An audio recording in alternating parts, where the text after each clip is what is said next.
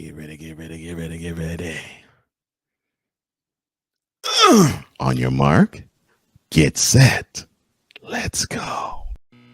I can't do it. We'll do it live. Do it live! I'll write it and we'll do it live! Mister, will you please wake up? Montana looking, throwing in the end zone. Caught it! Dwight! Merrill over the head of Jenks. Uribe charges, throws, out! And the White Sox have won the World Series. And that'll do it. It's over. The Golden State Warriors return to a familiar place. They're on top of the NBA world. We're down to 2, now to 1. Here's Jordan. Yes! It's all over for Chicago. This is Snowman in the Morning. Hey, this promises to be fun. Oh, yeah!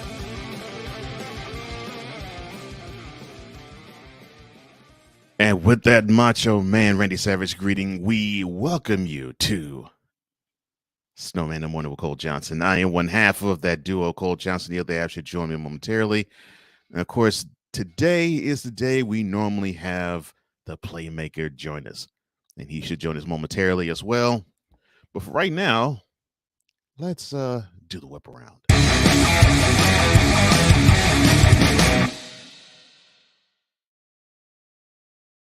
There was a Monday Night Football game. Yeah, it was.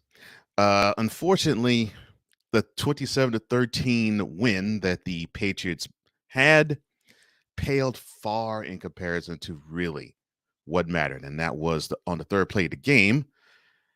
Quarterback of the Cardinals, Kyler Murray, scrambled to the right, seemed to pick up a first down, and all of a sudden, he just went down in a heap. It was a non-contact injury. And it was just unfortunate. You don't want to see, I don't care who it is. You don't want to see any athlete get injured, but you most certainly don't want to see him injured when no one else is doing the injuries for him. Like there isn't anyone that hit him. There wasn't a pileup. It was just a simple plant. And that is what messed him up. So the number one pick back in 2019, obviously he was in pain before he was wheeled off the field. The prognosis is not good. Cliff Kingsbury, the head coach of the Cardinals, said that following that defeat, which brings them to 4-9. You just don't want to see that. I don't care who you are or what you are. You do not want to see that. We'll talk about the Patriots' fate later, but for Kyler, though, out for the year for sure. The question now is he going to be out for any length of time beyond 1 year?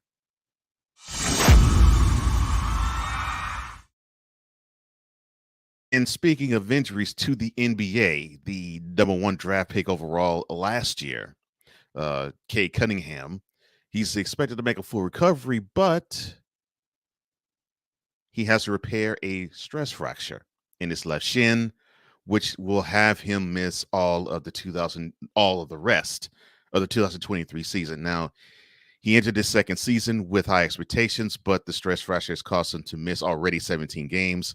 The last time he played was last month against the Celtics. And during that performance, he went 1 of 11 from the field, with 2 assists, 2 turnovers, and 4 points. The Pistons immediately ruled him out for 5 games as soon as his injury happened. But the medical staff has suspected the stress fracture was really the cause of the soreness, because basically that's what they thought. It was just a soreness, but it's unfortunate. So, of course, the decision he had to make was he either treat it with rest or have surgery. Well, even though the rest would have him return sooner, the possibility of him injuring it further was greater. So he decided to go under the knife, and that means that's it for his second season in the NBA. Now, he ended last year averaging 20 points, pulling down 6 boards, and having 6 dimes. But, the Pistons, it doesn't really look good for him, period. But that's not really news you want to say or see or hear, especially with a young prospect like Cade Cunningham. So prayers out, of course, to Kyler Murray as well. Prayers out to you, Cade. I hope you bounce back. The wonderful thing about you is that you're young and that you have a lot ahead of you, and you could probably heal from this faster than what doctors are prognosticating. So prayers to you, sir. I hope everything goes well. Now, a name that I know my partner is familiar with, T.Y. Hilton. He's coming back to the no, he's not.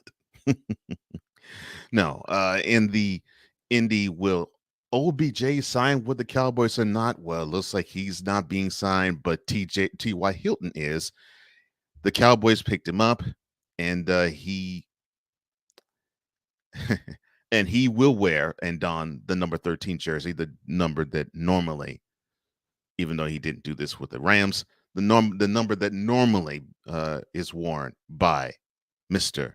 Odell Beckham Jr. So Hilton is expected to help the young wide receiver core of the Cowboys bolster to a playoff run. Now, he's 33. He's played 10 years already in NFL, all of them with the Colts. And it looked like that this was a move to strengthen that core. And if he gives them any contributions on the field, that's better. And from what I see, that's exactly how I look at it. I'm like, yeah, he's there to improve the wide receiver room a little bit. Not say that was bad, but you never could hurt to have another voice, especially when on the field, to show you how it's done. So there you go.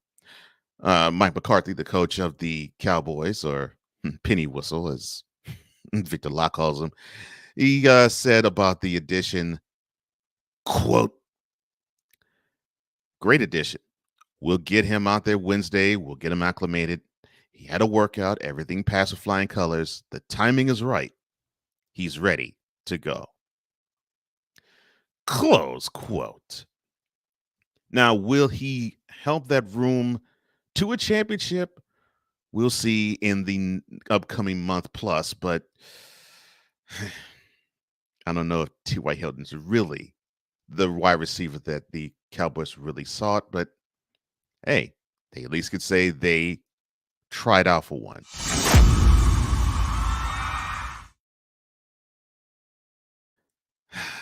LeBron James uncomfortable. Or I should say LeBron James is making the media uncomfortable. We will talk about him making the media uncomfortable by not asking certain questions, but asking other questions tomorrow. We're not talking about it now. And that completes today's whip around.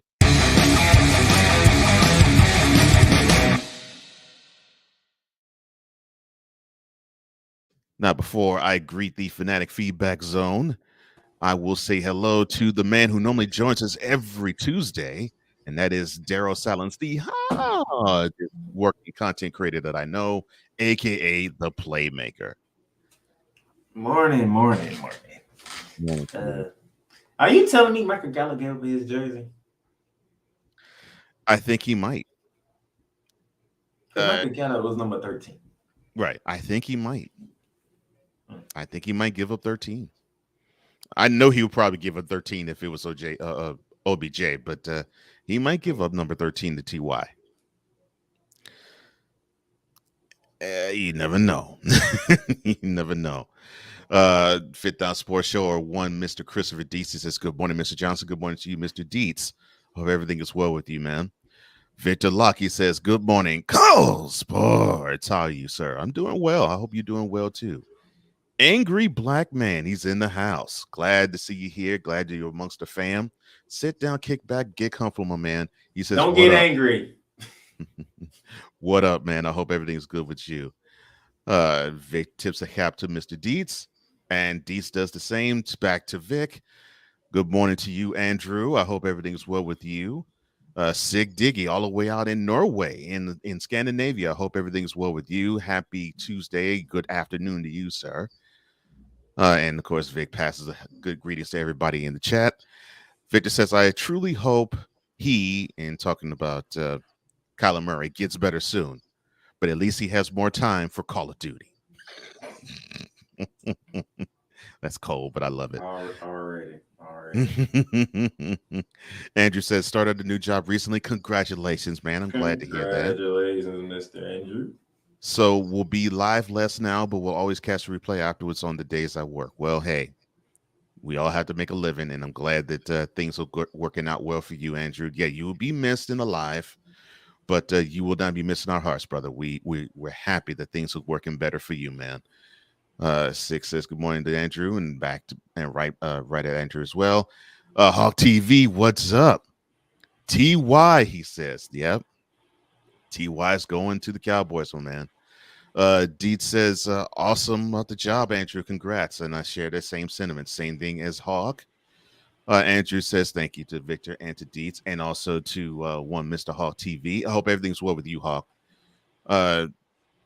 6 says, it seems like Kyler Murray might have snapped his meniscus or PCL. I hope not. But the way he planted his foot and the way the knee just buckled and the way he fell, you just might be right, man. You just might be right. He says, good morning, fellas. Thank you, Hawk TV. 6 says, what's good, Playmaker? What's good, Sig? What's going on?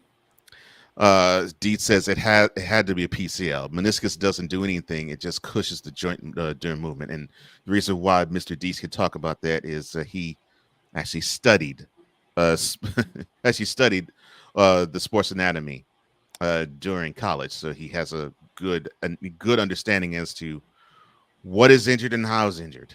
But yeah, I think it was the PCL, and I don't want it to be. Hey, no problem, my brother. No problem. 6 says good observation, Deeds. Hall TV. Vic says good morning. Deeds says, I know because when I ripped my knee apart, they went in to fix my meniscus and it was completely shattered and they couldn't repair it. Ooh, man.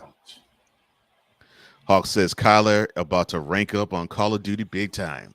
Yeah, he is. Yeah, he is. Well, I don't know. He might be depressed at this moment in time. Oh, yeah, he might be. You never know. Oh, man. We'll do a reset, and when we come back, we will talk about the 49ers. Are they hard up on luck, or are they actually going to be ready for the stretch drive? This is Snowman in the Morning, joined by the Playmaker. We'll be right back. This is Snowman in the Morning.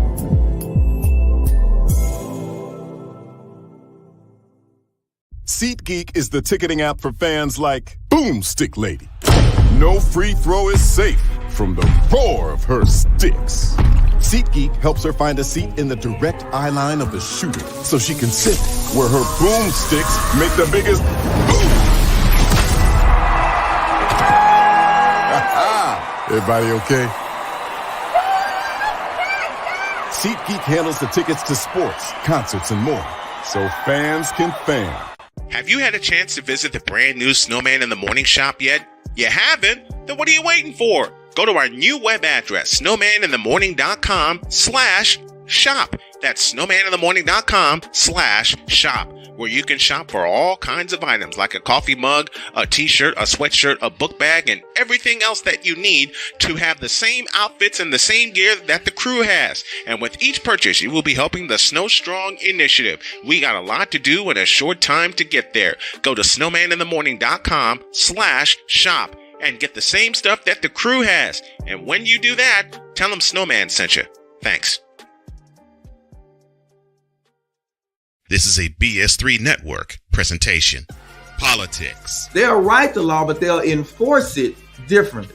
Is that going to apply both ways? Religion. God never said that we can't reason together. Matter of fact, he said, let us sit and reason together. Relationship. I believe that everybody wants and needs somebody.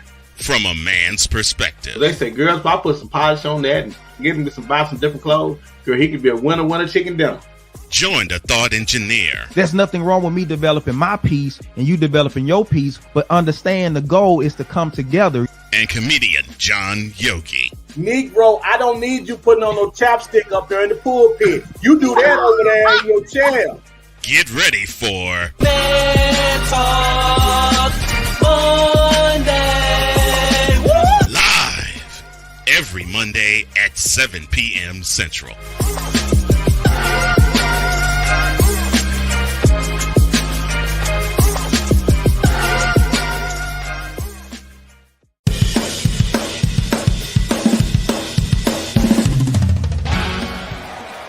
Of course, Steph Curry. Tim Anderson. Jordan Alvarez. And it's caught. Debo Samuel with the catch. Michael Jordan can sense it. The throw just got the king. BS3 Network. The hottest of hot takes. The coldest of cold hard facts. This is Snowman in the Morning with Cole Johnson. Weekdays at 8 a.m. Eastern.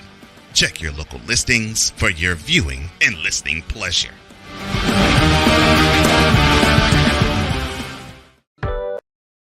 Snowman in the Morning with Cole Johnson is brought to you by Penis Water for the ebbs and flows of life. Trust Penis 15 Water. And we are back. Snowman in the Morning with Cole Johnson. I am Cole Johnson, joined by the Playmaker. Oh, I love this. I love the chat. Back to the Fanatic Feedback Zone we go. Six says, Deeds, I messed up my PCL when I was younger. Fortunately, I didn't require surgery, but I had to wear a brace for a short while. And Deets, I will set. You're setting me up for where I'm about to go, so I'm gonna come back to this comment right here. It's wonderful that we get a chance to just celebrate with you guys. I love the camaraderie with everybody. I don't remember asking you a thing. Now, as I was saying, setting things up here. Wait a minute. How you gonna show his cover up there?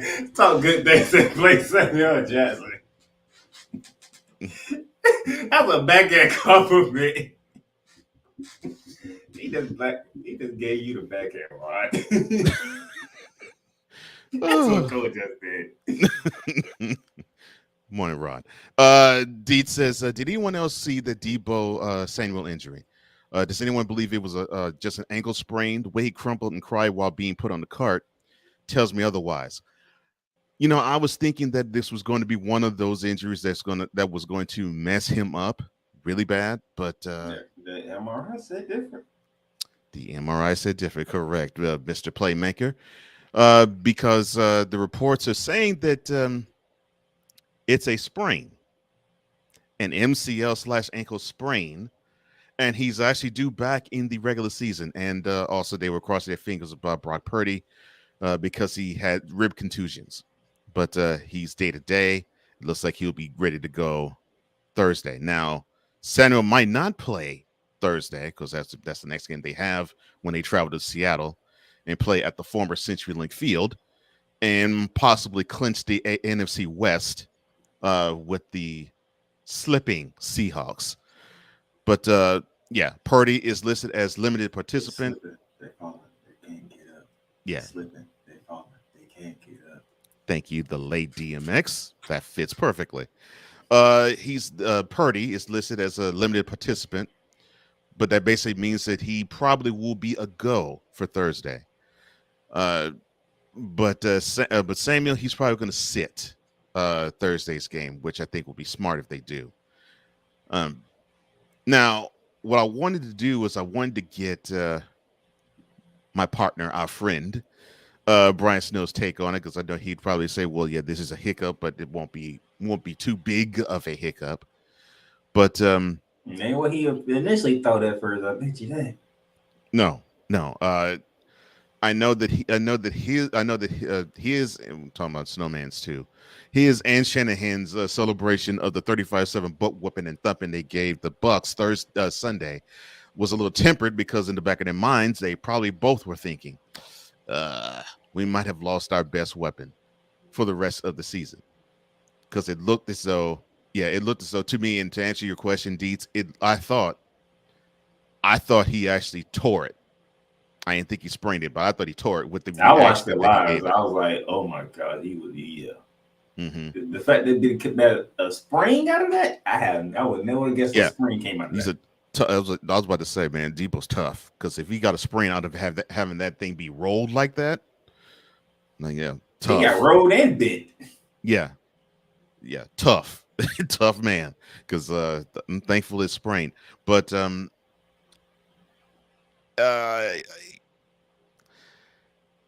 Deet says I thought he broke his ankle. I was thinking that he was going to have two separate injuries. I thought it was going to be he messed his ankle up and he messed his knee up. That's what I thought. Because it just looked gruesome. And like you said, he was rolled and bent, playmaker. It was gruesome. It was gruesome. Six says, Deets, I saw Debo was grabbing his leg, but it was scary how he folded up like that. Yeah, it was. It was. And Vic, I agree with you like Deets. I agree with you like Victor does. He says, yeah, Deets. Yeah, that was bad.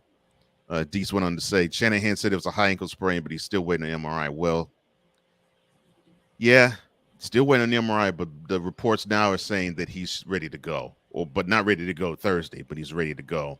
But they're going to sit him for a few weeks. I think they're hoping they can do what they need to do Thursday, and don't have to bring him back until the playoffs. Yeah, I think that's the road they want to take.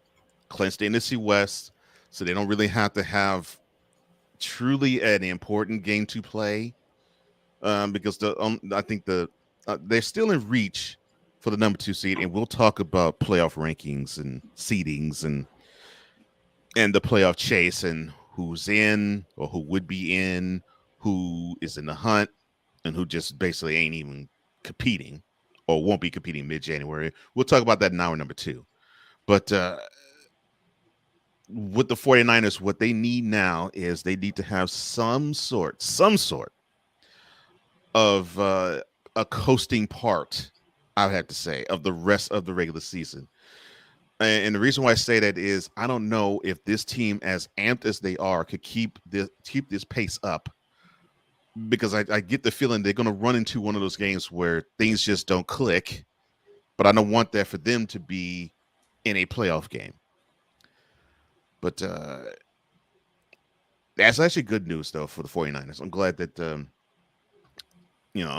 in the season where the 49ers now have dealt with 2 quarterbacks that are saying peace out for the 2022 season, their biggest weapon saying that, it's good that it won't be. Well, Victor, let me answer that question for you, sir. And he asks, who's gone fishing? As of right now, officially, the Houston Texans. They definitely gone fishing. They've been fishing for a while. The Denver Broncos. Mm-hmm. And the Chicago Bears. That's officially eliminated from playoff contention. Yes. Those and yes, that means my Rams are not officially eliminated. Right. For whatever odd reason. But they pretty doggone close. Might as well just go ahead and eliminate us now. Get it out the way. We're like 4-9. We're not making the playoffs. So yeah, right now it's right off the Rams. So you say there's a chance. I hate when they do that. So you saying everybody got to lose out and we got to win out. That is not happening. Right. Tampa Supreme, glad that you joined us again. He says, my Bucks too, they are trash. But the thing about your Bucks is that I know they have to guard against having the Panthers catch them. But even as bad as the Bucks have played this year, they are a better team than the better team than the Panthers. I wholeheartedly believe that. Now, could that still be said if the Panthers actually go to Tampa and beat them? Maybe not, because that would mean the Panthers have swept them. But yeah, it's not a given or a gimme or a guarantee. But I do believe that the Bucks, they're the best team in the NFC South. I think they're going to win the division. And more than likely, they'll have to prepare for a showdown with the Cowboys, which they did go to Arlington and beat them the first Sunday night game of the year. Of course, well, you know that's how 3 months ago. Could you imagine the Monday after if an under 500 Bucks team beats the Cowboys in the playoffs? in the first round of the playoffs. Oh, Could you imagine what that Monday morning is going to be like? Look, I will say this. I will say this with all honesty. I know Stephen A. Smith's sport is basketball. I know it is. And I don't mind his analysis with all things NBA. I don't mind that. But I get the biggest thrill out of him trolling Cowboys fan. I love it. I love it. I find him to have the most entertainment value in trolling Cowboys fan. And so if in the wild card round the Cowboys happen to lose, I know he's going to be amped to clown. If I'm trying to think, well, I think Michael Irvin will. He'll probably go there. He probably will show up. He would be amped to clown Michael Irvin and every Cowboys fan that he could find in Tampa. I ain't gonna lie. I don't know how he's gonna talk last year. Because what he did last year, that was just, oh my god, that was. I've said this in closed circles. I'll say this on air. That was the most entertaining segment I've ever seen in First Take history. I was like, oh man. And he got a great menagerie of responses from pissed off to shocked to dismayed to forlorn to absolute pouring tears down their face. I'm like, how? And on top of that, he caught somebody cheating. And one of the men who was caught, he was hugging. Lord, I can't believe I'm about to say it because it's hilarious. He was hugging his side piece and was caught cheating on national television. Oh my gosh. Oh Lord. Victor says, I know Negro Night will be smiling if that happens. I'll be smiling too. And it's not because the Cowboys I'll be smiling with all the Cowboys fans I know will be disappointed and distraught. Victor says, I always think Stephen A is trying to golf Michael Irvin into striking him. He probably is. We'll never know. But I'll say this though. No, that's because Michael Irvin, he always hype when it comes to the Cowboys. Well, yeah. Anything else? Yeah, he's not even as hype when it comes to University of Miami. I'm like, dang. I mean, he gets pretty hyped about the U, but man, he doesn't get as hyped about the U as he does about the Cowboys. I don't know what it is. You wasn't hyped yesterday. No.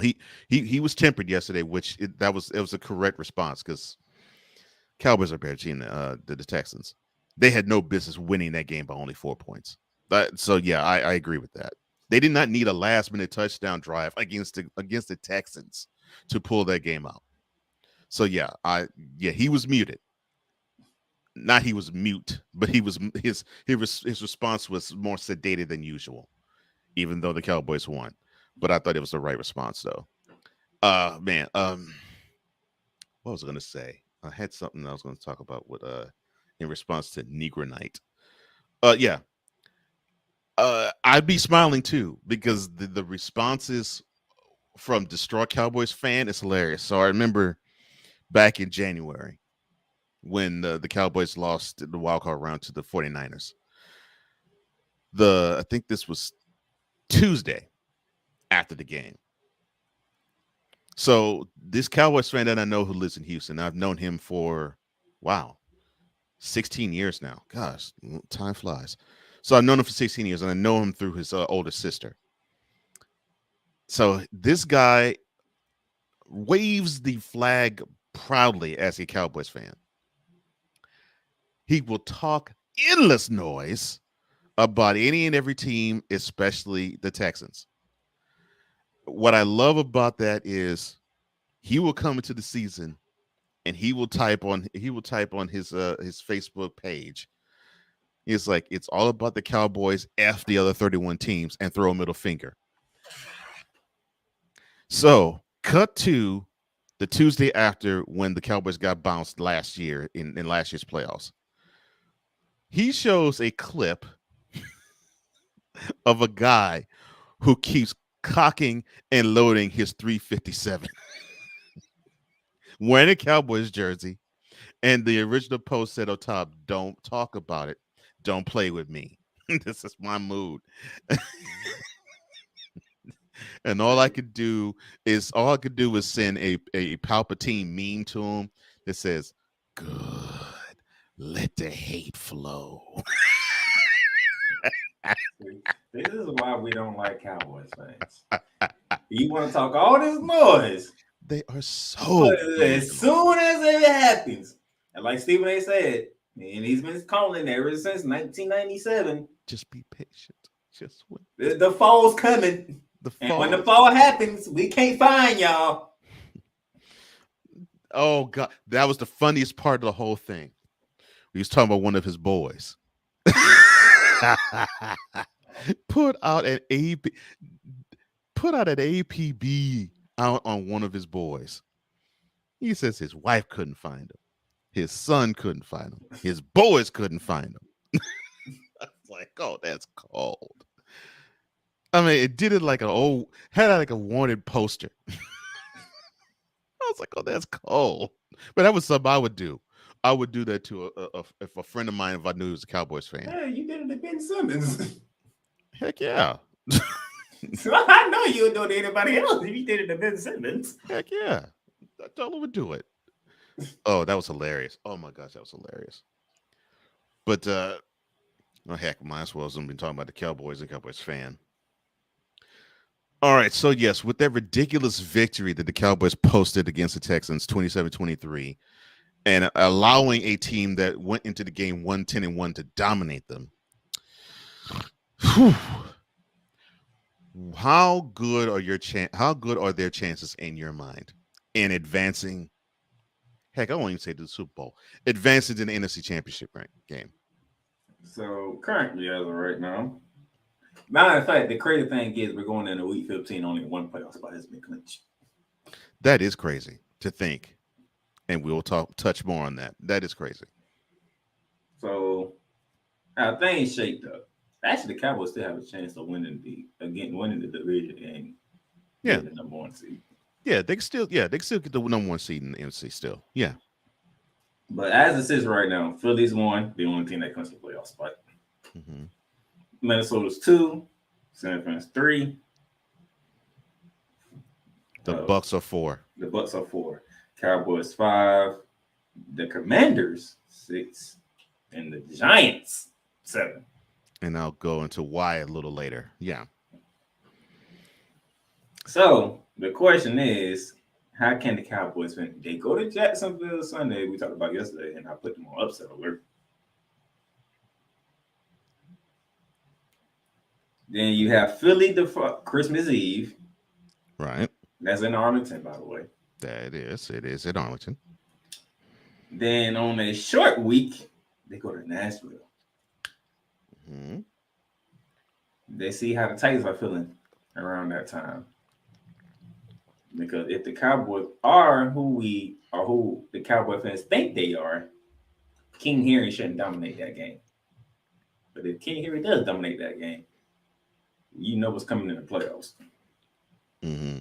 And then you finish the season in the nation's capital with the Commanders. That's right. And they might be fighting for a playoff spot themselves. Yeah, correct. So step one for the Cowboy is not get caught by the Jaguars. Yeah, they must beat the Jaguars. Because you get caught by the Jaguars, you think Stephen A. was hard to deal with last year. Then I would definitely say, okay, settle into the number 5 seed, Cowboys fan, because that's what you're gonna have. Because you won't win the NFC East, and unless the team decides to lose out all the way, you probably won't go any further than 5. So yeah, because the Eagles, they go to Soldier Field. No, let me say right. The Eagles go to That's Soldier Field on Sunday. That's correct. The game against the Cowboys. Mm-hmm. The Saints come rolling into Lincoln Financial Field. Then the Giants.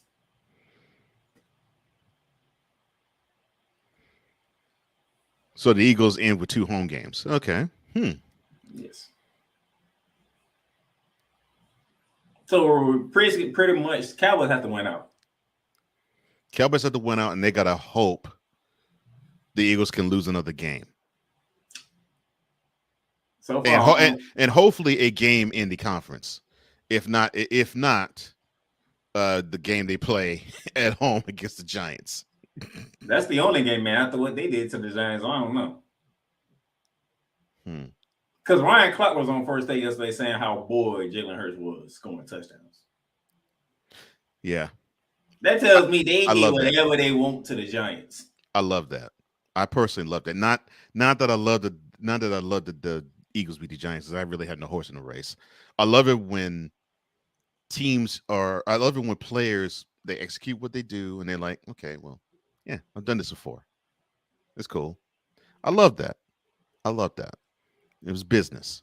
It was business like. The Eagles treated it like business, and I think that's what this team needed to do. And it's looking mighty bleak for the Cowboys to pull out the NFC East this year. Now they can, I think, bolster their claim and get into the Eagles' heads and beat them and say, okay, well, should we meet in the playoffs? This is what you will remember last. I mean, they could do that, but I think outside of a moral victory and playing head games with the Eagles, yeah, then the Cowboys better settle in for a wild card spot, because I don't think they're gonna sniff the NFC East now. Okay, because let's just say like Stephen A. Stephen A. is giving the Cowboys the second Eagles game because they are out. Yeah. Cowboys winning round 2. Mm-hmm. That still means they got to lose to either the Saints or the Giants or the Bears. They ain't losing to the goddamn Bears. Even with Chicago come off a bye week. They're not losing the Bears. I don't think they'll lose the Saints. The only way I can say they're losing the Giants is if the Eagles just basically say, we don't give a crap, and we're sitting every single starter known to man. That tells me they wrapped up everything. Exactly. Because that'll be the only way. Wait, here's the thing though. Everybody will sit. Here's the thing though. You gotta remember the number 1 seed gets a bye. So exactly. Do you really want to sit your players down for 2 weeks? Okay, that number 1 bye ain't been doing too good. They won't. I'll say this: if they clinch it, they won't play long. They won't play that. They won't play that game. They won't play all that game against the Giants. They'll probably start, but then they'll sit, and they'll sit for a considerable amount of that game. Because what else is there to prove? I mean, you already have what you needed locked. But at the same time, the number 1 seed has not been making to the Super Bowl. Yeah, true. Yeah, it's been a minute. It's been a minute since the number 1 seed's made the Super Bowl, but you got the number 1 seed. That's a wonderful thing, and many fight to have the honor of having the road to the conference's Super Bowl roll through that city. That's why in the AFC side it is important. It is vastly important for the Bills to claim home field, because they have an advantage to me that neither the Bengals nor the Chiefs have, and that's weather. And yes, I know it can get cold. It's gotten brutally cold in Cincinnati. I know. But with Buffalo, that's not the problem. But with Buffalo, brutally cold is a great January.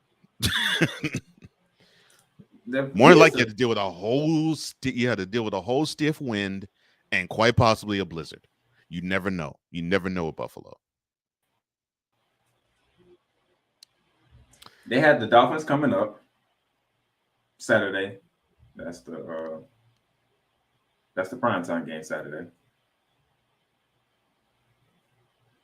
Mm-hmm. They go to Soldier Field the following week.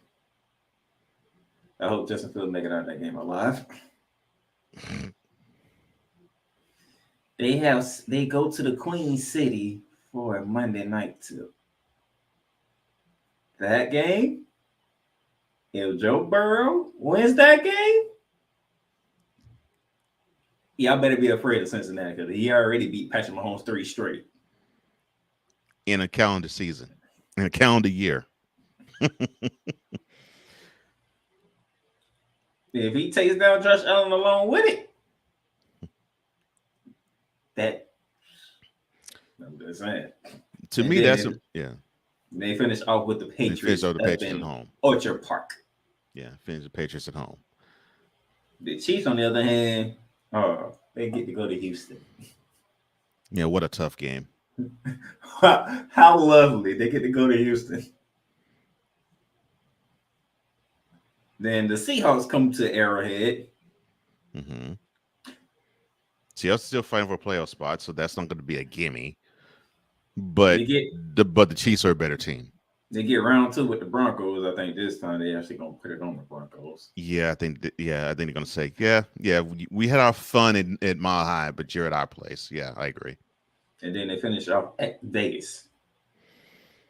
And they'll yawn to a victory there.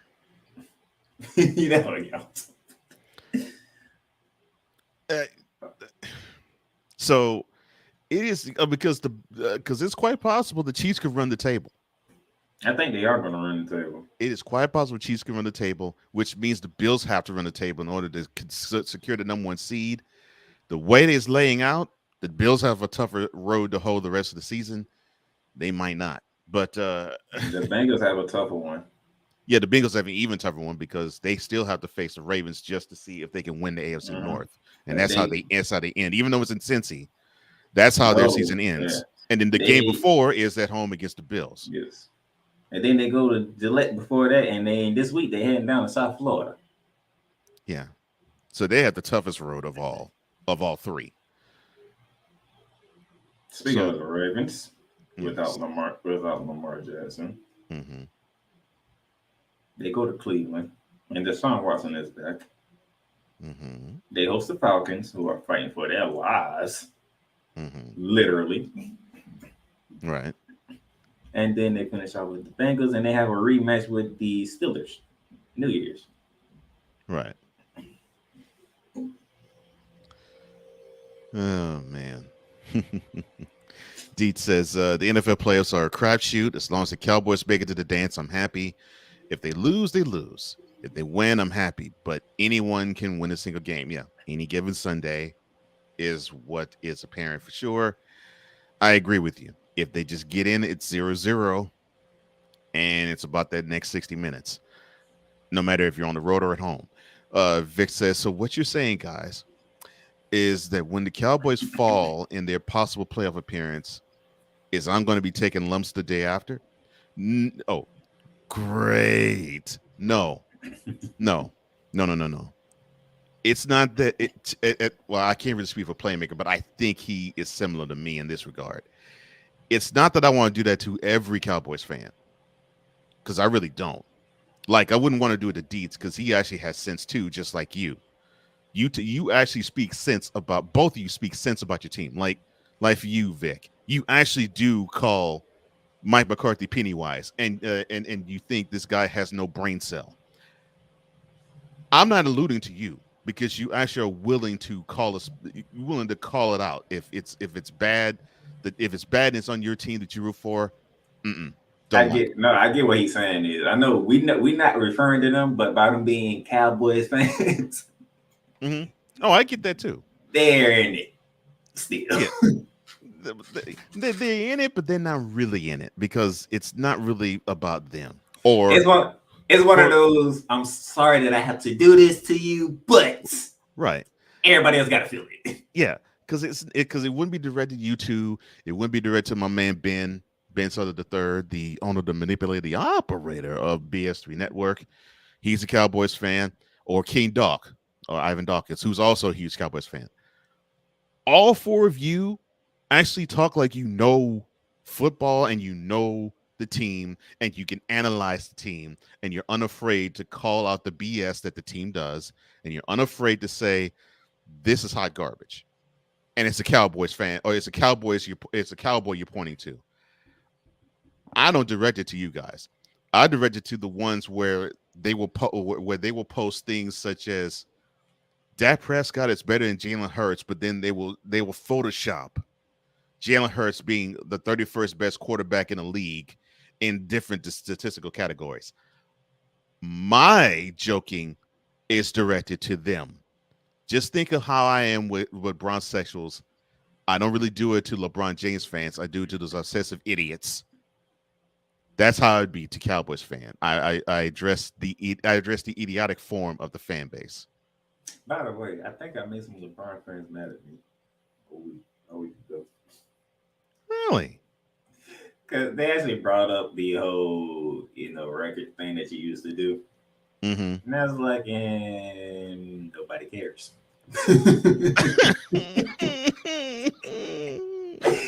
I'm like, why does anybody care when he's losing? I mean, then somebody try to respond is like, Greg, like Pop is the winningest coach in the league, and you saying it doesn't matter? No, because San Antonio ain't nobody talking about the Spurs.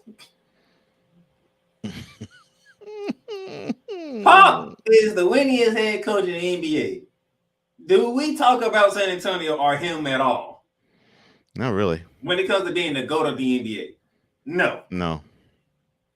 And thank LeBron James can get that damn record all he want. I'm gonna look at the Lakers and be like, but you're under 500.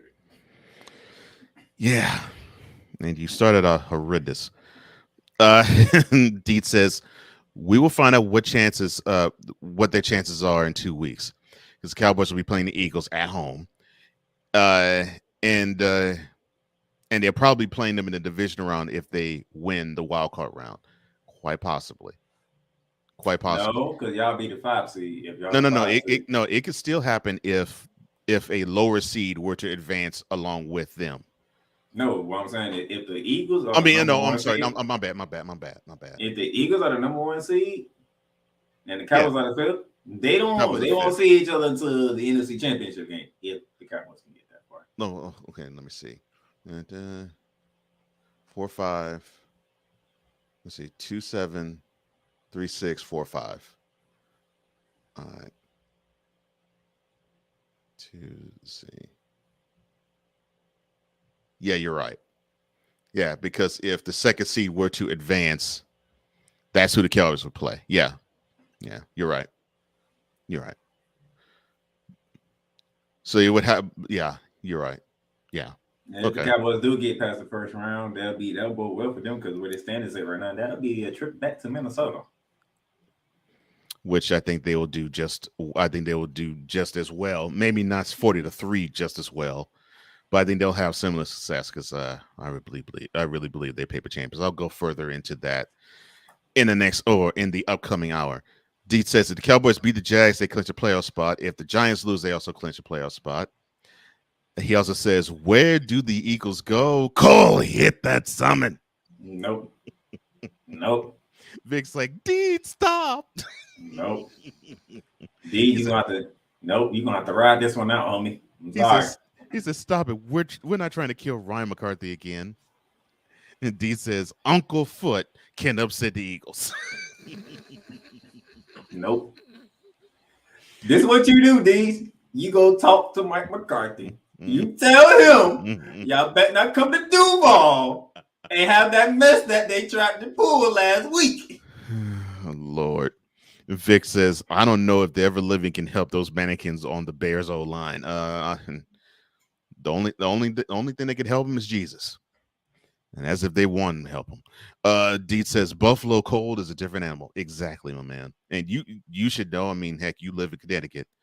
It's a different animal there too. But yeah, the cold in Buffalo is just. And that would be the overwhelming reason as to why the Bills would need to fight for the overall number 1 seed, because you could still have decent weather days in Kansas City and in Cincinnati.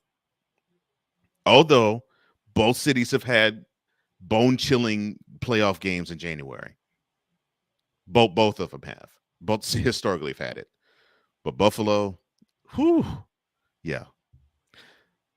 6 says, when it gets cold in Buffalo, the Stone City Band has to bring the heat. In reference to Rick James, because that is where he was born. He was a Buffalo native. Vidalak says, Playmaker is already gunning from my head. What? No, actually, this ain't gonna do that for me. So. He says, I want the Cowboys to succeed. So the only way to help them out is to point out the weaknesses and address them. This is why I get so frustrated with other Cowboys fans. Thank you, Victor. Thank you. Because that's how I get frustrated with other fan bases too. It's like, how is it you can't see this crap? Like I went toe to toe with a pom pom waving Vikings fan because they simply don't want to see the weaknesses of their team. They just want to see the record. Weakness. Where do we begin at? Right. It's like what weakness do you want to address first with the Vikings? That was what I was trying to tell that guy, but all he wanted to do was say, "Well, Kirk Cousins has less losses this year than Dak Prescott." Explain that. I'm like, get out of my face. Get out of my face.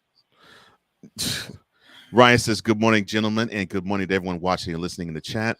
We don't dunk on fans, we dunk on fanatics because of their maniacal devotion, regardless of how bad a team is." Thank you.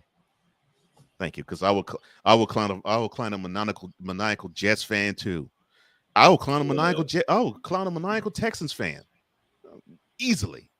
Look, I can tell you this, and for those of you who are thinking it, y'all, and I know y'all thinking it because some of y'all been asking me. Rams Nation is actually doing quite well. We still wide out of that damn Super Bowl. Let's say Rams Nation. Yeah, you still have the high of February. You still do. Because somebody posted the draft order, and the Detroit Lions would get our pick, which would have been the fourth overall pick. And Rams was like, "Hey man, we won a Super Bowl. We achieved the ultimate goal." Yeah, they benefit from the pick. We benefit from the ring. So yeah. I don't think Rams fans are really feeling that pinch. I don't think. And they shouldn't really. Vic says, "I'm always like, are you guys watching the same game I'm watching? The Cowboys need some serious improvement." Yeah, I'm with you, bro. They don't need improvement. They just need their damn head coach and offensive coordinator to not deviate it from the game plan. Or Zeke Elliott. Or deviate from what they do best. And it's just, how is it that people who never coached on the NFL sideline can see that your team is built to run the ball, be balanced, play action off of it, force the defense to stack the box so Dak Prescott can go over top of them, and then you have your defense just be athletes. How difficult is that? I'm gonna help them out, and I shouldn't even do this. I don't even like Cowboys like that, but I'm gonna help them out. I don't either, but let's look at it. But that's not difficult. Derrick Henry had 17 carries for 121 yards and a touchdown. Tell me why Ryan Tunney is throwing the ball 38 times. That's more than double the carries Derrick Henry have. That's what the Cowboys do. You pull that off in Jacksonville, you're taking a nail. I'm telling you this now. And we're talking about a guy who, like Cole said yesterday, always put the Jaguars on a highlight reel. And he actually did Sunday. Because he had a 50-yard run in that game. The only difference was in that game, the Jags popped up for a fumble, and it turned the whole game in their favor. And after that hit and fumble, Henry wasn't the same since. This is what happened with Houston with the Cowboys. Ezekiel and Tony Pollard combined for 25 carries. That's ridiculous. Dak Prescott threw the ball 39 times. That's ridiculous. When I saw that, I was like, you wanted to lose this game. That was the way I looked at it. I was like, Cowboys, you want to lose this game. You want Dak Prescott to be the hero so bad that you would risk him throwing a pick deep in your own territory. And if it was a team that was just a monicum better than the Texans, they either would have gotten a field goal or push the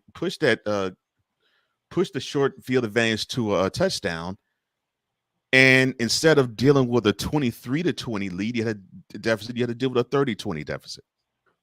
Hey, I think we need to take a break. We got some breaking news. All right. Well, I'll get through the rest of these, and then we definitely will. Deet says, yeah, it's not if the Cowboys want to lose, it's how they do. Exactly. If the Cowboys lose a close game, I don't care. But if they play like garbage to beat themselves, then I have an issue. Vic says, Mr. McCarthy is alive. Ryan says, I'm never late, Victor. I'm always on time. I'm always on time. I'm sorry. 6 says, good morning. Happy Tuesday, Ryan. He said, what's the brew this morning? D says, no, if the Cowboys win the wild card round, they'll play the Eagles in round 2. It's 1 versus 5, 2 versus 3. That is assuming if 2 actually gets through. Or 3 gets through. Ryan says, good morning, Sick. The brew is from a local coffee house down the street from my house. Was meeting with a cadre of like-minded men for Bible study this morning. God bless you, sir. And I'll be definitely hitting the Bible later today. 6 says, what's the subject of discussion? And he says, for Sick, we were going through John's Gospel and we were going through chapter 5, the Samaritan woman at the well. Don't say that last comment for when we come back. Oh, we'll do. And I read about that. I read about that. I was debating if I wanted to talk about it or not, but I guess I had no choice now. 6 says, oh, yeah, I'm sorry. Rod, he says, Deeds, the Patriots and the Steelers are still the standard for the AFC. Not in 2022, sir.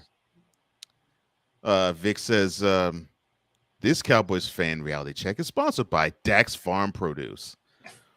All from the Hall of Farmer himself, Dak Prescott.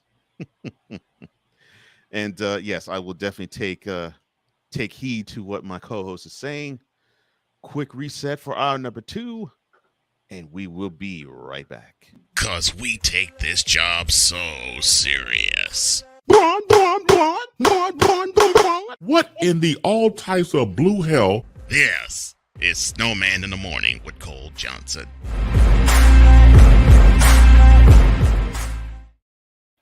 And now you're inside hour number 2 of Snowman in the Morning with Cole Johnson. I am Cole Johnson, joined by the playmaker himself, this working content creator that I know. And wow. Yeah. Just before 9 o'clock today, ESPN types the article, Mississippi State coach Mike Leach dies after hospitalization. Now, I read early this morning that he was being placed under hospice care. And man, it broke my heart when I heard that. Now, it says Mississippi State coach Mike Leach died Monday night after complications related to a heart condition. The school announced he was 61. Yeah, I was about to say he wasn't even that old, real young actually. Now, for those who might not know who he was, of course, he was on the sideline of Mississippi State recently. Beforehand, he was the head coach of the, I think it was Washington State. Washington State Cougars, but he got known for what he did at Texas Tech, and that was before that. So, and of course, he had a run and gun style of offense where basically it was like, I put it this way. He was a coach where he basically played like how most Madden players are. The air raid offense, the same offense that is run in Arizona. Mm-hmm. I wonder where he got that from. Mm-hmm. It's like fourth down. What's a fourth down? Punter. What's a punter? Yeah, that was his style of coaching. I wasn't the biggest fan of Mike Leach because sometimes he'd pop off at the mouth and say something foul or say something messed up. But when he wasn't that way, he was actually a humorous guy. He actually came up with a lot of witty one-liners. He talked about food a lot too. Yeah, he was a foodie. He was a foodie. Now he was 158 and 107 in his 21 seasons as a head coach, and as I said, he was known for his quirky personality and dry wit, and he loved talking about history as well, along with business and politics, which is probably why he has been in different places. And he could talk about it as comfortably as he would QBs making right reads, and he was always about having a smart QB running his offense. Now, he, like I said, he suffered from complications of heart condition. And I read earlier, before we actually went on air, that he was being admitted into hospice care. And I was thinking, wow, it's like that? Jeez. But yeah, that actually about 15 minutes ago. And yeah, the news just came, and it is Mike Leach. He's dead at age 61 from heart complications. And then we are joined by my partner, Who's that, Snowman? Mr. Who One else? Brian Snow. Good morning to you, sir. Rest in peace, Mike Leach. Rest in peace. One of the masters of the air raid offenses. I just got the word. I sent you a message, Cole, about what I was doing today, and that word just came across my desk, and I'm joining audibly so I can make sure I keep an eye on Jody and also tend to you guys. Quick update, probably for the remainder of this week. My camera appearances will be few because I am tending to a very sick wife as she heals. It is indeed just a viral infection. It's not COVID, and it's not the flu. So That's good. yeah, that's very, very good. Her sleep has been erratic at best because of her condition, and therefore my sleep has been even more erratic. But I wanted to be sure that she's taken care of first. Yeah, definitely. Wifey over everything, no question. Wifey over, you better believe it. Wifey over everything. Yeah. And like I said, I just got the word about Mike Leach. And Playmaker, you're available tomorrow, are you not? Yes, I am. All right. I will come on for hour 2 tomorrow, but I will need you to help lead things off. No problem. I will definitely be here for hour 1. Good. Good. And Dr. K sends her love to everybody and thanks everyone for their prayers of wellness. And we will send that same love right back to her. Not only to her, but to the Leach family as well. Yeah. Yes, indeed. And yes, indeed. Yeah. Bunker TV in the house with us. Salute to you, Bunker, for the content you're producing. It's always off the chart. And Bunker, I need to get you on this program and a couple of my others to talk Knicks basketball. That's his. Everyone has their fandom. This is Bunkers. He's a big time Knicks fan. Oh, then that means you and Wise will be good buddies. Okay. Oh, he's gonna be great. Yeah, he's gonna be great. He's gonna be great buddies with Wise. By the way, that my new Shooting Lights Out episode is up and running. And it's a fabulous episode. I had a chance to poke in on it yesterday.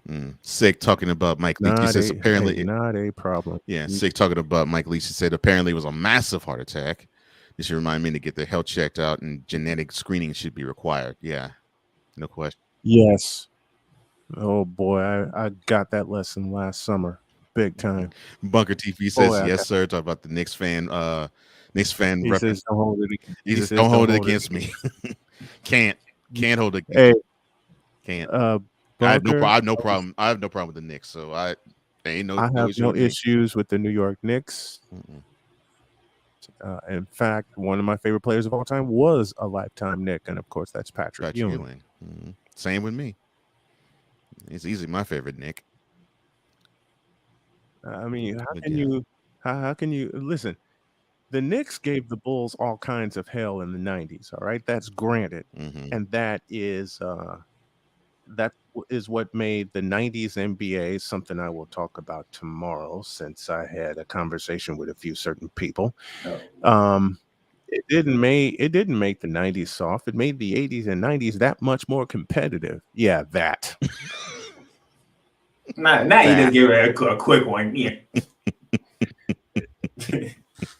It's like the time Playmaker filled in on a Wednesday with us, and he said, "I'll save you the trouble and push the button." Yeah, he said, "I'll save you the trouble," and he said, "Push the button." We got a few buttons to push tomorrow. Oh Lord. Listen, you created this monster, Mr. Johnson. He created everything else about.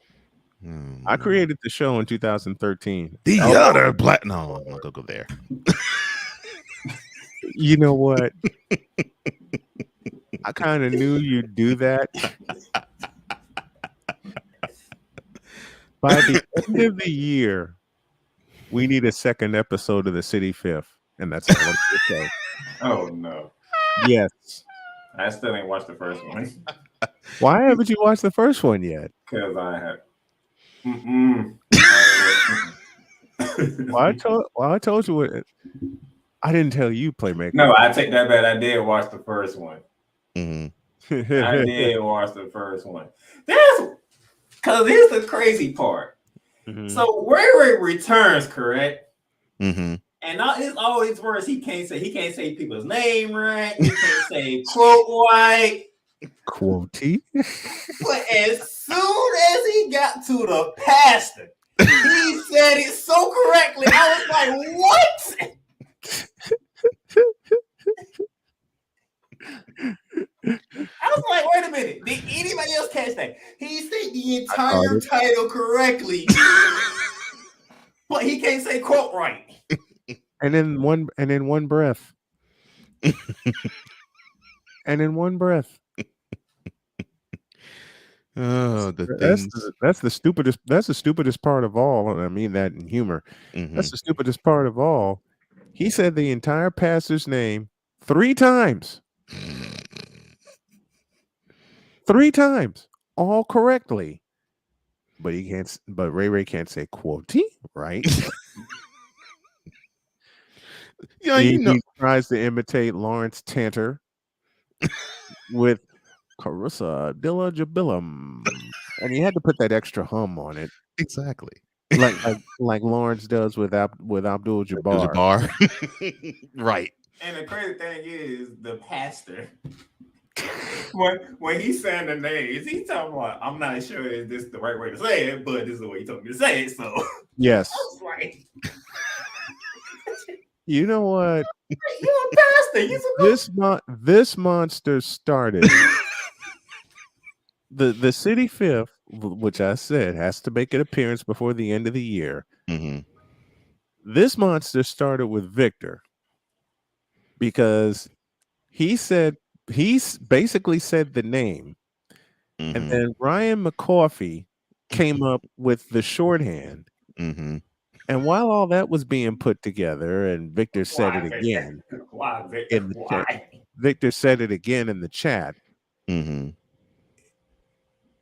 All of a sudden, one day, when Victor said it again in the chat, I hear Cole say, quote, and I have the pastor's name.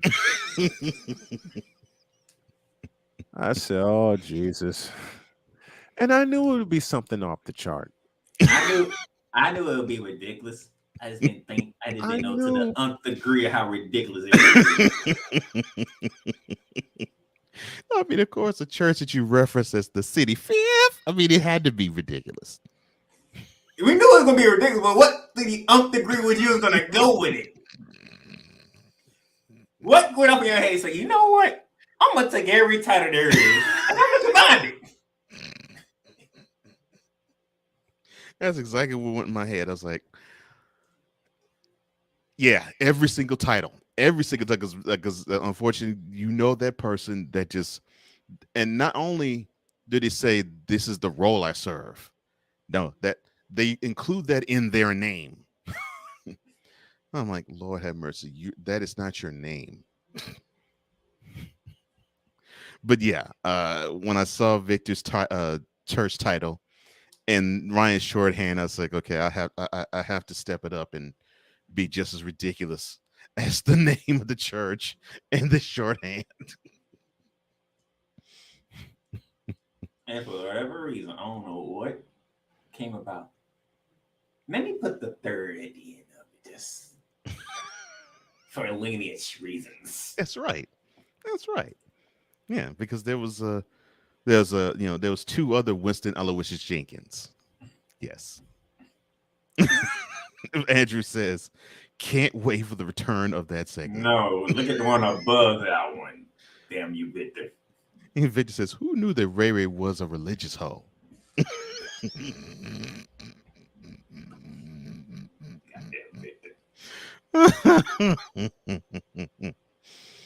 Oh, Lord. Six says, it seems like Ray Ray is selective in what he wants to pronounce right. See, that's the thing. With these people that you meet over a course of time, it's like you ask yourself the question, you could pronounce this word right. How is it you have a hard time pronouncing this word? I don't understand that. And they will continue to mispronounce these simple words that you think they would get. Not to mention, you did something slick. I don't know if Snowman caught it, if anybody caught it. You did something slick. Because you went around mispronouncing everybody's name, like Steph Curry and all them, right? Mm-hmm. I see what you did with Michael Jordan. I caught on to that one. I caught that one. I caught that one. I said, oh, you disrespectful man. Oh, my goodness. I don't know if everybody was just all together like, oh, he disrespected Aaron. No, he really disrespected Michael Jordan. Well, I mean, other than Stephen Curry, the biggest slight had to go to Jordan. I mean, it had to. Because okay. I see what he did on that one. Mm-hmm. I see. I know what he did on that one. Okay. Yes, I'm surprised Snowman didn't go off. he didn't go off there. He went off with the Stephen Curry one. But I knew he was going to go off with that one.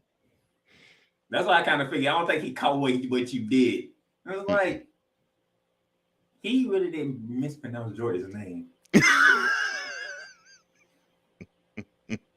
He threw a word. He just changed the end of it and threw a word in there. Mm-hmm.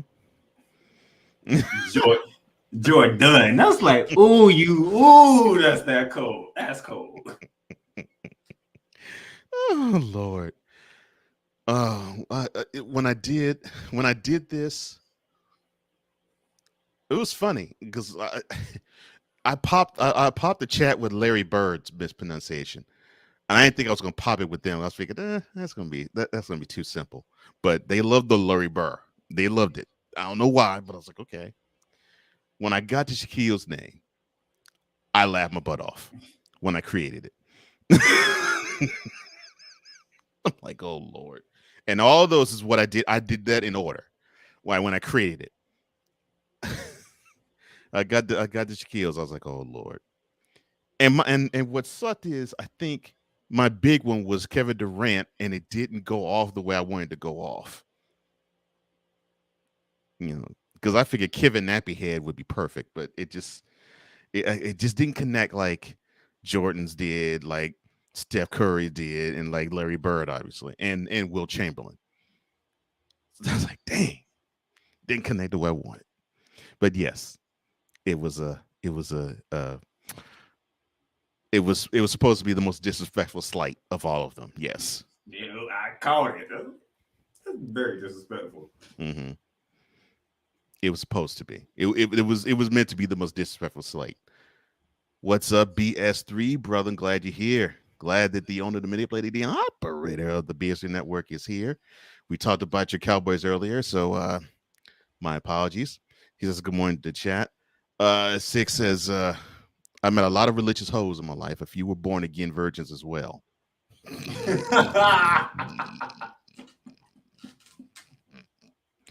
That is hilarious. That is hilarious. You're wrong for that one. You're wrong for that one. Vic says, if you ever been to an inner city church, you should know they don't keep just one denomination. No, they don't. You're right about that, Victor. Six says, Cole, I have pronounced certain words in British or American English depending on who I was conversing with. Yeah, I can see that. Oh, Vic says, oh, I saw that one. He says he saw that one.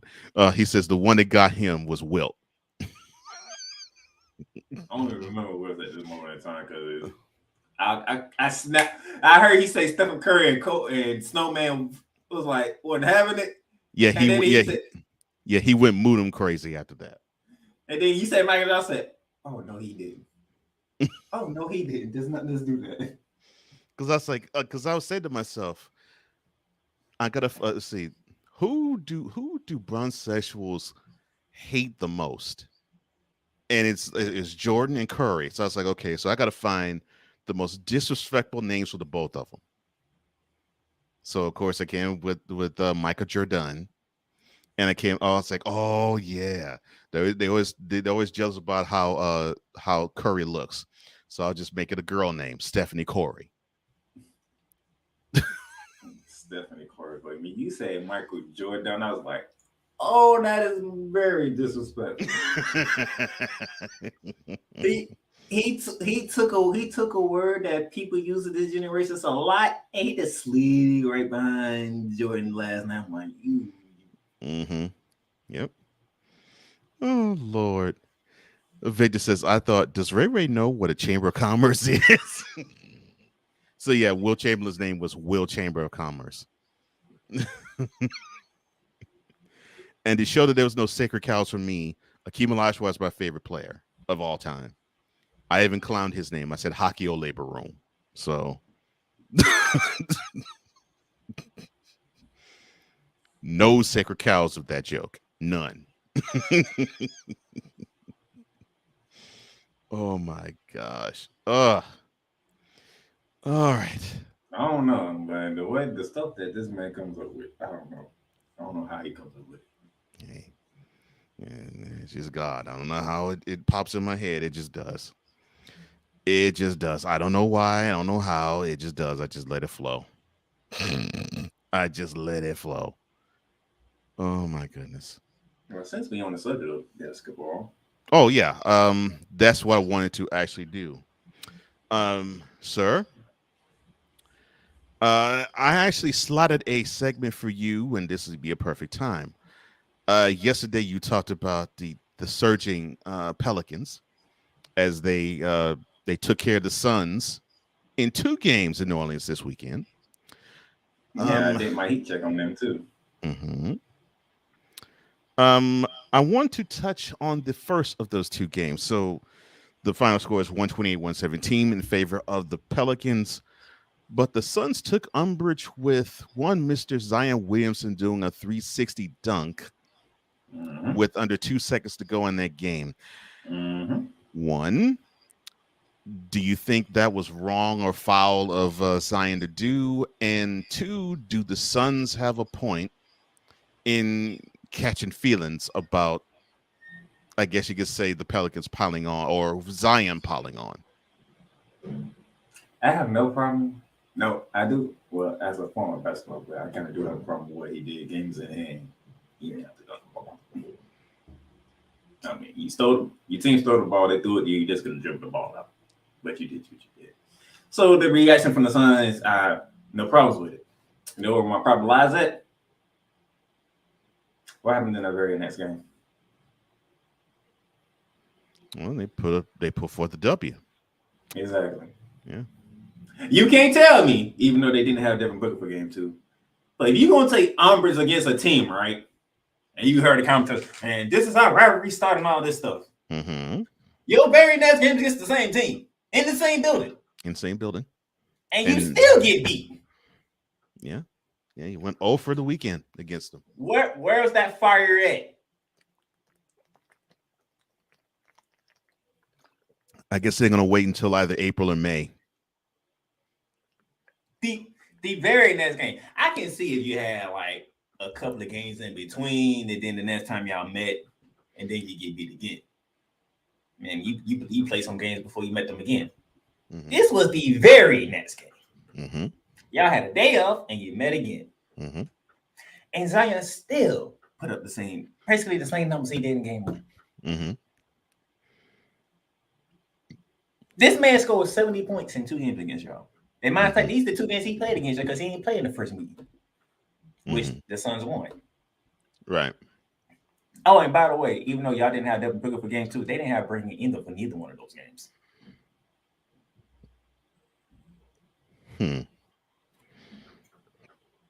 So I can't even be mad at the Pelicans. The Pelicans sit here and say, "Hey, y'all want to take y'all want that smoke? Come get it." Yeah, that's true. That's true. I don't remember asking you a thing. So unless the Suns were gonna be the team that we thought they was gonna be, shut up. Because you're supposed to have smacked them Sunday, but you ain't smacked them Sunday. No, he didn't. Yes, I did. Because see, when things like this happen, I'm looking for the next meet, you know. Ooh, Zion went there. Okay. Okay, what did they play again? Oh, they play Sunday? The Suns might put it on them. Nah, the Pelicans come back, take you to overtime, and then smack you in overtime. And Zion and them still celebrating on y'all. If you're going to get mad or something, do something about it. The Suns didn't do nothing about it.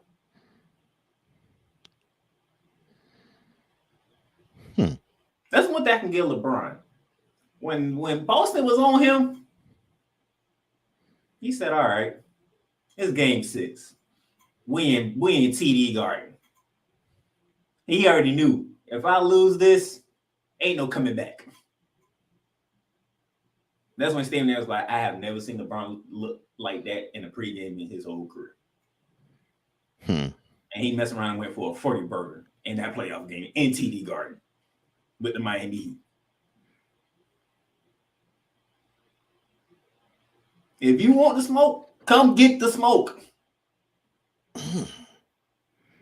Don't sit here and cry about it, and then the very next time y'all meet, the same result still happens. Not come get the smoke. Do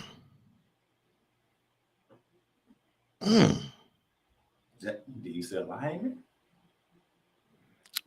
No. Shoot, matter of fact, our first Saturday night primetime game was an NBA Finals rematch between Boston and Golden State. And you knew Golden State wanted to smoke. Yeah. Yeah, they wanted to prove they would bet it's still the better team than and the Boston. Splash Brothers showed up. Yeah, 30 plus each. Yeah. And Jason Tatum probably had his worst game of this season. Worse. He did. After everything the Golden State been through, they said, all right, you know what? It's a finals rematch. This is the best team in the NBA right now. They giving everybody the business. We want that smoke. And we home. Klay Thompson, Steph Curry said, hey, we still that team. The record might not show it, but we still that team.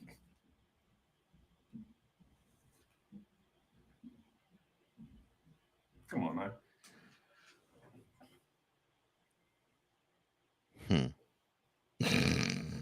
Just saying. And the way the Pelicans are rolling right now with the healthy Zion, the West better wake up. All right. So the question I'll have to ask you is, are the Pelicans the new Western Conference power? Or No. do they still have more growing pains to do in order to achieve that moniker? For you to be considered a Western power, you have to show me you can hang with Golden State. Good job, my man. That's exactly what I wanted you. That's exactly what I wanted to hear. Until then, Golden State will always be the power. Because no matter where they landed, you have to beat them 4 times. Yep. Which the last time I checked, the only team that actually do it was out in the East. Yeah, I was about to say the last time a team beat them 4 times in the West was the Clippers way back in 2014. That's the last time a Western Conference team has beaten the presently constituted And what I mean by that is, I mean Klay Thompson, Draymond Green, and Stephen Curry led Warriors team. That's the last team that beat them in a best of 7 in the Western Conference, which we're now coming up on 9 years. That's the last time a Western Conference team has beaten the Golden State Warriors 4 times in a playoff series.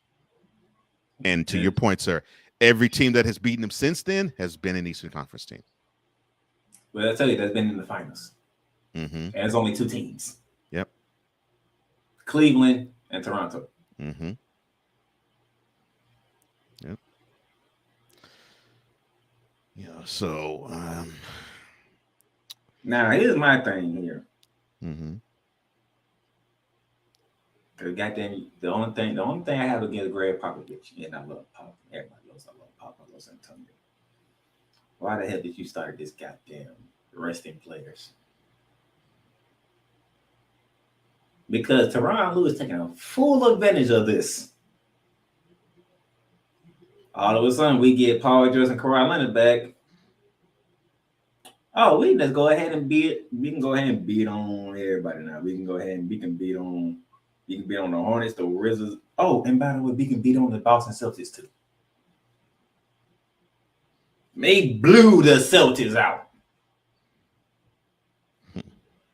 But all of a sudden, when I get ready to look at the Clippers, Kawhi's sitting. He's resting. Paul George is resting. What the freak, man? That is why when you picked them early in the season, I was like, no, because I was seeing this. I was like, they won't play half the season. You remember the Clippers when they played at the LA Sports Arena? Yeah, we're talking early 90s. Yeah, and how sorry they were. Well, that actually for go further back. Yeah, that's like in the late 80s. Yeah, that's today's Clippers. And so, for me, when you said that earlier in the year, Playmaker, I think you said this like 2 months ago when you said the Clippers are the team, one of the teams you should really look for. I'm like, nah, because I can't see it. I can't see it because I can see Paul George sitting for about 30, 40 games, and I can see Kawhi sitting for about 40 to 50 games. And yeah, they're brilliant, and yeah, they can play, and yeah, they can ball. But the brilliance of Tyronn Lue on the bench can only go so far if he doesn't have his 2 best players. In other words, the Clippers suck.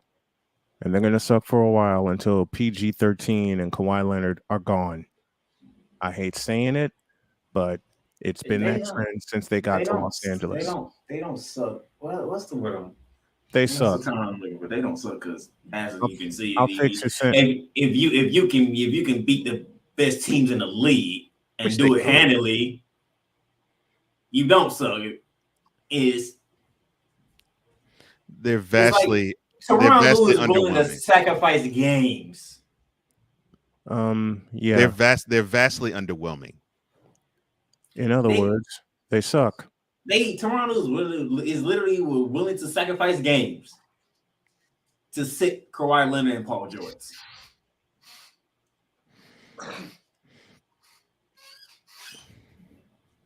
I'm like, dude, your team, the team that you have constructed right now, can literally hang with anybody in the West, including Golden State. But they have an eye toward mid-April and later. And well, I don't think they're not as bad as Kyrie, but yeah, they have an eye toward mid-April and later, and they're thinking, okay, well, these regular season games don't matter, but the problem is you got to win enough of them in order to qualify. And on top of that, you giving up home court advantage to a team like Golden State. And you're going to give up home court advantage in the first round.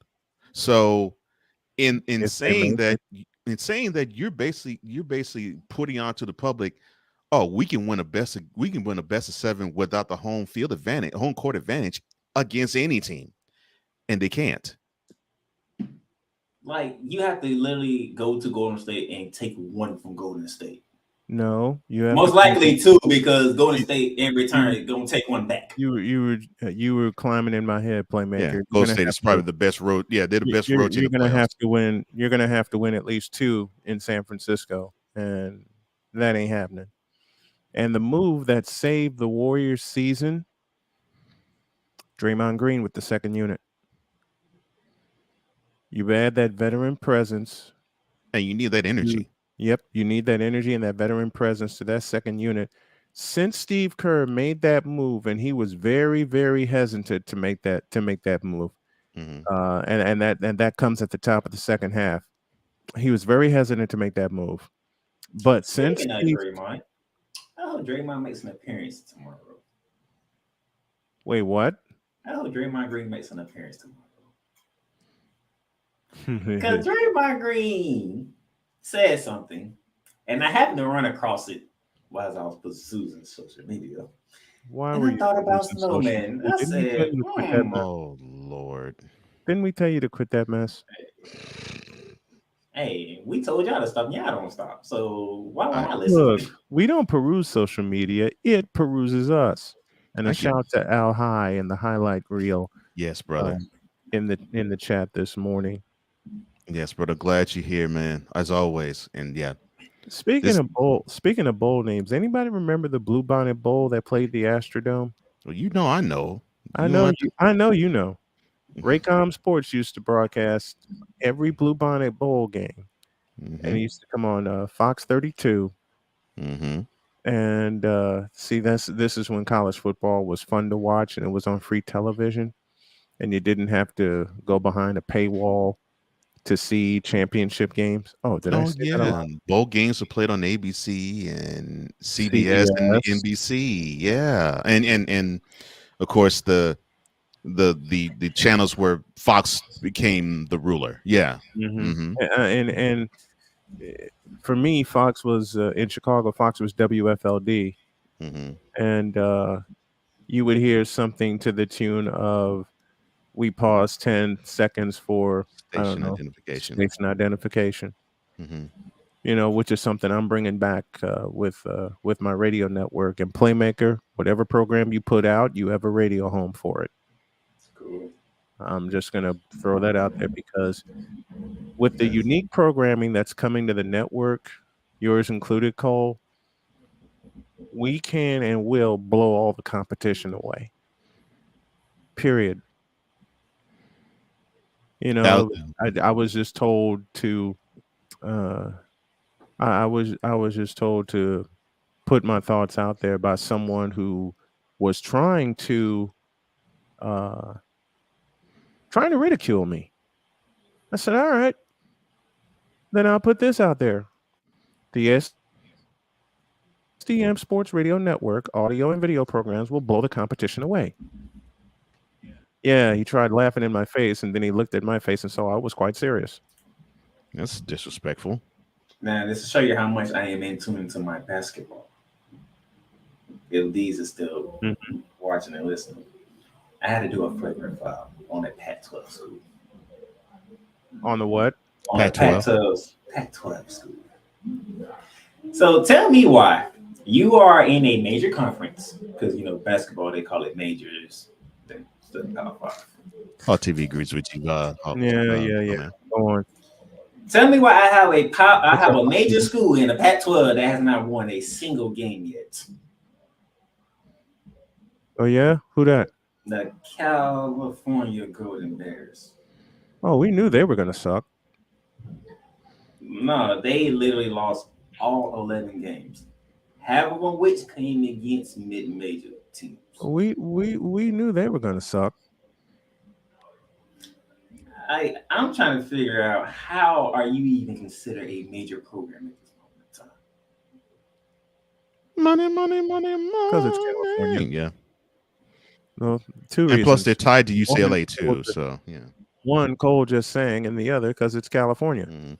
And they're tied to UCLA. So I mean, yes, those two they're sister schools of each other. Southern went to California and beat Cal. Beat their ass. I was like, are you kidding me right about now? Don't worry, Florida State on their way to a flagrant foul too. I'm Who's playing to that? tell with Other? Larry Hamilton. I may borrow Florida. a page from Playmaker and put all the HBCUs in on a flagrant foul because I have something cooking on that aspect. I'll reveal that next week. So it got something to do with a certain coach that left and went to a school. And more. Traitor. And more. Traitor. I kind of figured. Traitor. I kind of figured out. Because I never really let all my thoughts loose. I will do that either later this week or I'll do it early next week because it's still festering right now. Here's my thing. Let me. I get what Dion said. I get what he said when he did his initial interview with Jackson State, right? His initial press conference. I don't remember saying how many years it was going to take to do it. That's what I'm trying to figure out. I don't recall him saying how many years it was going to take to make it happen. He didn't. You're correct. So we assume, all capital letters, he's going to be around for the long haul. That and I've said this. You know, he's down for the Brown. You know, he's going to be the stalwart figure of HBCU athletics. He was going to be the reason why people wanted to gravitate toward the schools, why athletes wanted to go to these schools, and why institution after institution that were HBCUs would be pouring in money. And when Mr. Deion Sanders found out that Negroes don't want to pay these schools, see ya. See, here's the thing. And I don't fault him for it. What did he say he was going to do? He was going to elevate Jackson State. And he did. And not only elevate Jackson State, elevate all HBCU programs. And he did. I want all my brothers and sisters to listen to me carefully. College game day went to Jackson, Mississippi. And Al, I have an issue with him in how he voiced that. But go ahead, Playmaker.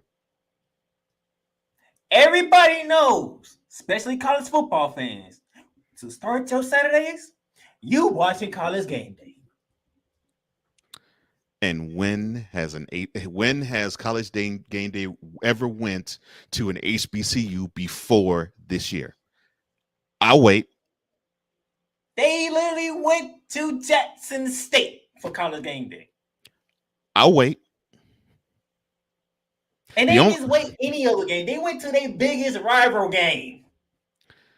The only other time I've ever seen ESPN go to an HBCU school was First Take when they went to Florida A&M when Will Parker was getting a building dedicated in his honor. That's the only other time I've ever seen ESPN go to an HBCU. But college game day, they have never been on an HBCU campus until this year. And by the way, guess who's the guest speaker? Stephen A. Who graduated from a HBCU? Yeah, North Carolina. No, sorry, Winston-Salem State. Yeah. There's no time limit when elevation happens. Some of it happens quick, some of it takes time. Matter of fact, he had a 5-star recruit who committed to Florida State, turned around and said, nope, I'm going to Jackson State. A 5-star recruit. Leaving Florida State. Like, he already had planned to go to Florida State. You know what? I'm going to go to Jackson State. And remember, at the turn of this year, that was the rave. They were like, look at this. Look at what Deion's doing.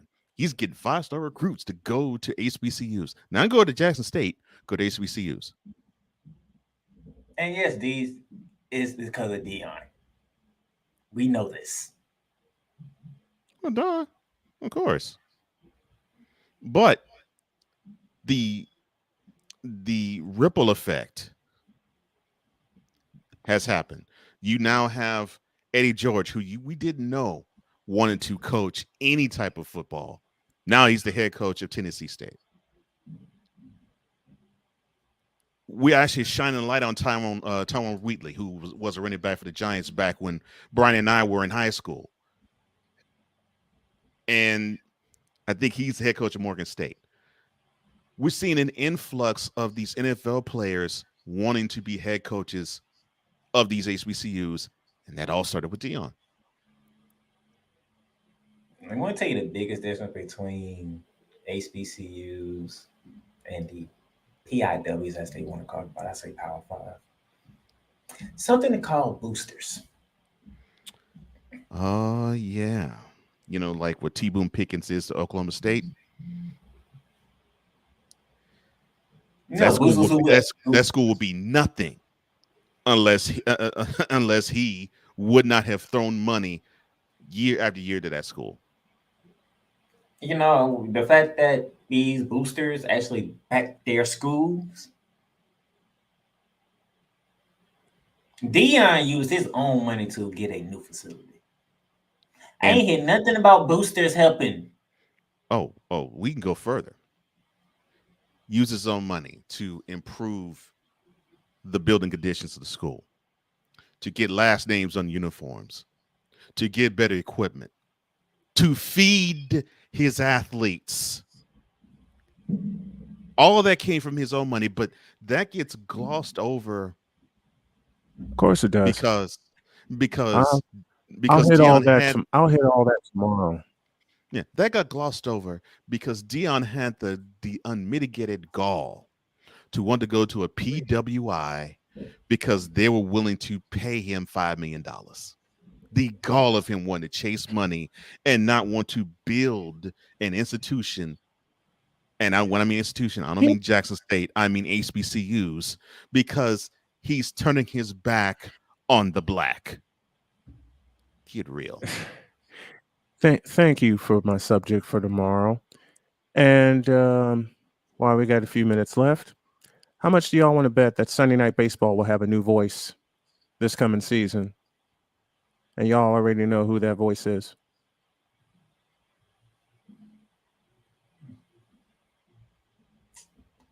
Talking about that guy who does Monday Night Football? That's him. Oh, so that's another reason why he went to, that's another reason why he went to ESPN. I'm willing to lay you a bet. I mean, Carl Ravage fielded admirably, and Carl Ravage is okay. Yeah, I cannot think of this. I cannot think of his name. He's the Schulman for the Blues. He's broadcasting for the Dan Schulman. Thank you. I don't know why I blanked on that name. He did admirably as well for Sunday Night Baseball, but the institution was John Miller and Joe Morgan, and they foolishly let them go. They have their new institution now. They just need to find them a partner. Dan Schulman is great for college basketball. College basketball. But they have their new institutional voice now for Sunday Night Baseball, and it's Joe Buck. I would say this. It's good. It's good to hear and watch Dickie V calling basketball games again. Yes. Look, he and I share a common denominator. We both beat cancer. We both beat cancer, and we went back to work.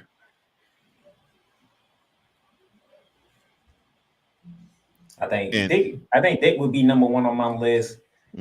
I think a lot of people go Jay Billis, but I go Jimmy Dykes number 2 for me. I like Jay Billis's Twitter game more than I actually like his analysis on camera. He's cool there, but his Twitter game is much better.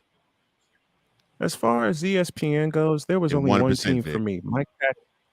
Listen, as far as ESPN goes, there was one team for me. Mike Patrick and Dick Vitale for college basketball.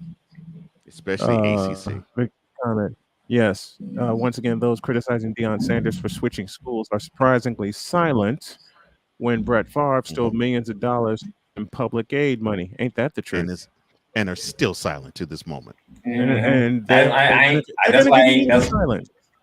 That's why I ain't say nothing, because I'm pretty sure Snowman is gonna use that tomorrow. I was like, I ain't even gonna get into that. That's a whole nother. That's a whole show by itself. That's an animal I will slay next week, because I've been silent on all of that. Chris Deeds, I miss John Miller and Joe Morgan. They were the institution. They were institution behind Sunday Night Baseball. Of course, rest in peace, Joe. But yeah.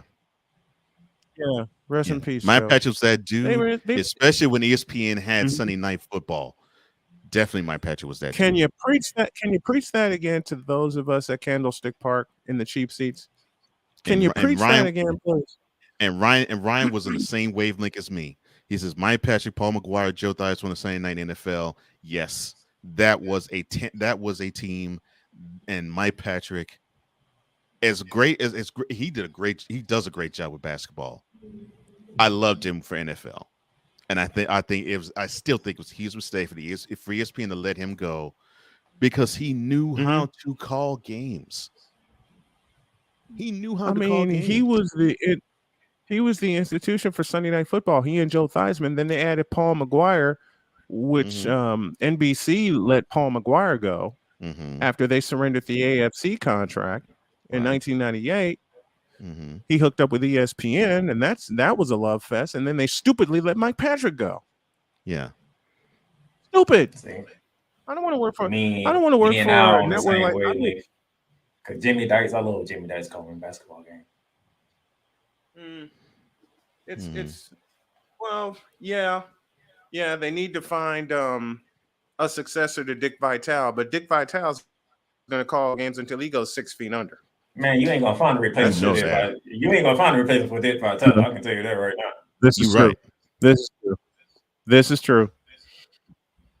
This is absolutely true.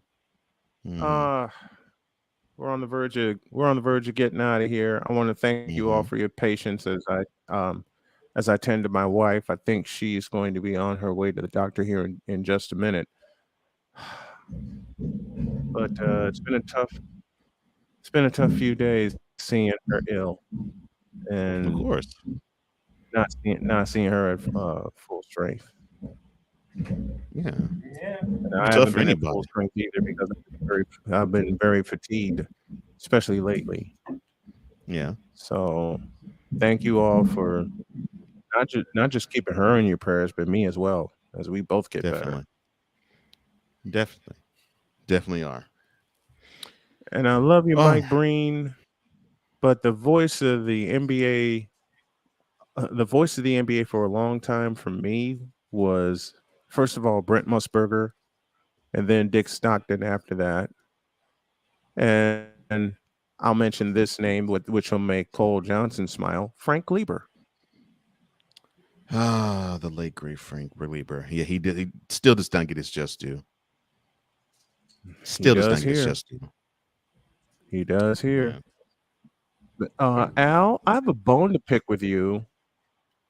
You promised me another appearance on this program, and I know you're busy, and I'm giving you mess for it. When's that going to happen? Tune in later on to find out. No, I'm kidding.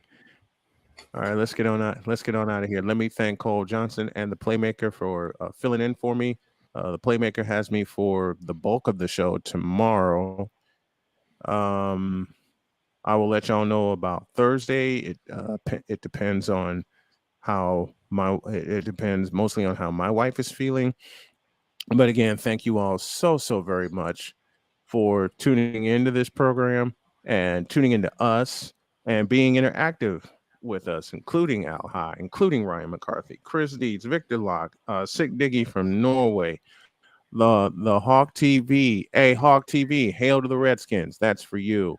And all of our rowdy friends that join us each and every morning, including Rod West, who is just doing a bang up job with it. No, I'm kidding. Rod is doing some great stuff. I want y'all to subscribe to each other if you have a YouTube channel, and stay subscribed to this one. Join us on Patreon, patreon.com/SDM Sports Radio Network. Basketball tonight, Jennings County and Greensburg from Hurley Arena. in Jennings County, 7:15 for the pregame show, 7:30 for the tip-off time. Have a great day. God bless. Remember to make your next move your best move, and always remember, thank you for that, Cole, if your dreams don't scare you, then they are this. Oh, Jesus. And you sunburned her more than once. I'm sorry. Then they're not big enough. Good thing I had my eyes closed.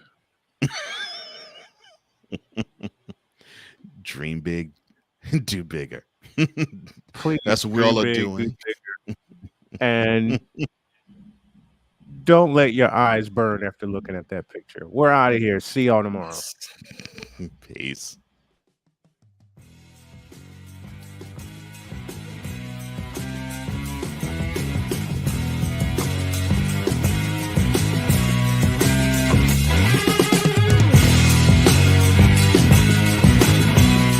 Thank you for tuning in to Snowman in the Morning with Cole Johnson, the hottest of hot takes and the coldest of cold, hard facts.